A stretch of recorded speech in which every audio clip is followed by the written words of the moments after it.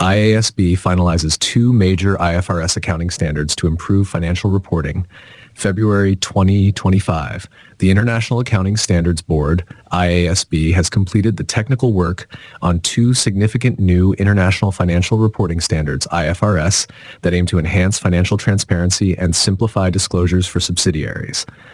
According to IFRS, these new standards will impact the way companies present financial statements and will help investors better understand financial performance.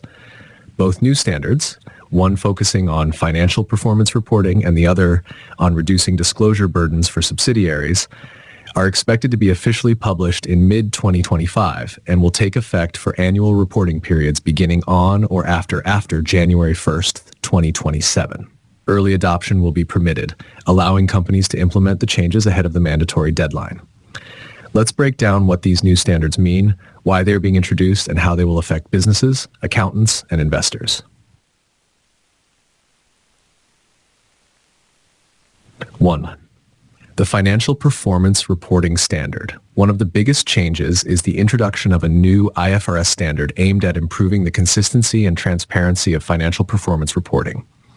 This standard will replace the existing IAS 1, Presentation of Financial Statements, which has long been criticized for allowing too much flexibility in how companies report financial performance.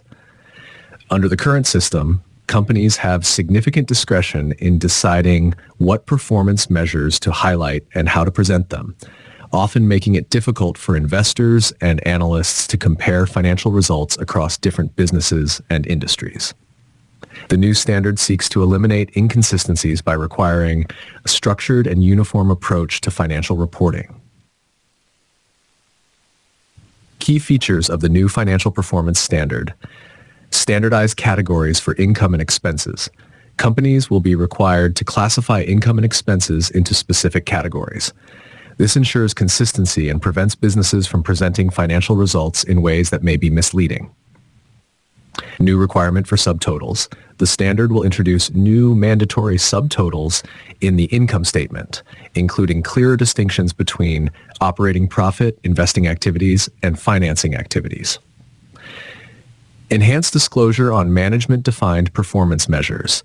Many companies currently present adjusted earnings or non-GAAP measures that are not always comparable between firms. Under the new standard, companies will have to clearly define and reconcile these figures to IFRS financial statements, preventing selective presentation of financial data. Increased transparency for investors. By requiring clearer financial statement structures, investors and stakeholders will have better visibility into the true performance of companies, reducing the risk of misleading financial disclosures. Why is this important? The move towards a more standardized approach aligns with global demands for greater transparency and comparability in financial statements.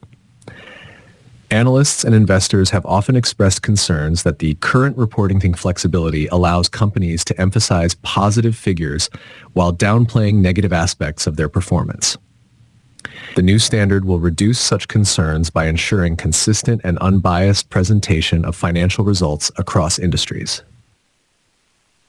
2. The Reduced Disclosure Standard for Subsidiaries. Another key development is the introduction of a new standard designed to reduce disclosure burdens on subsidiaries that do not have public accountability but still need to comply with IFRS. This new standard will be particularly beneficial for large corporate groups with multiple subsidiaries.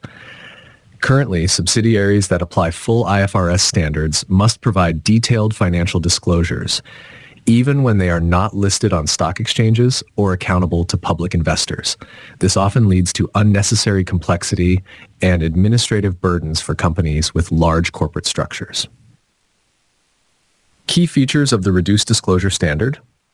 Targeted disclosure requirements. Subsidiaries will be allowed to prepare financial statements under full IFRS but with reduced disclosure requirements, making financial reporting simpler and less time-consuming.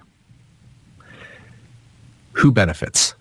The change will mainly benefit private subsidiaries of publicly traded companies that currently follow full IFRS but do not need to disclose as much financial information as their publicly listed parent companies.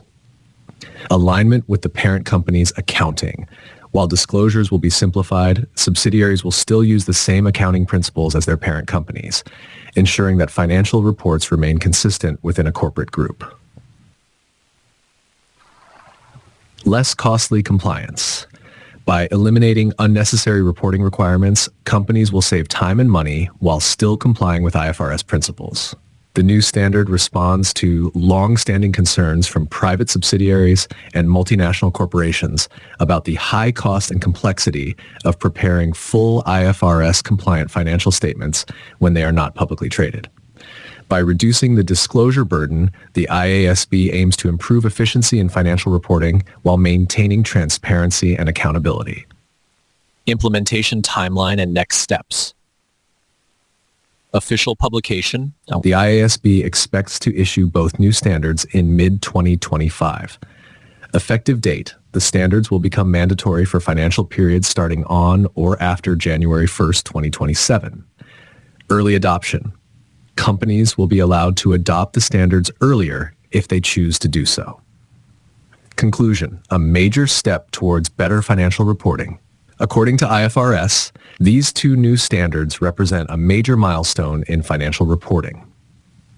They are designed to increase transparency, improve comparability, and reduce the reporting burden on subsidiaries.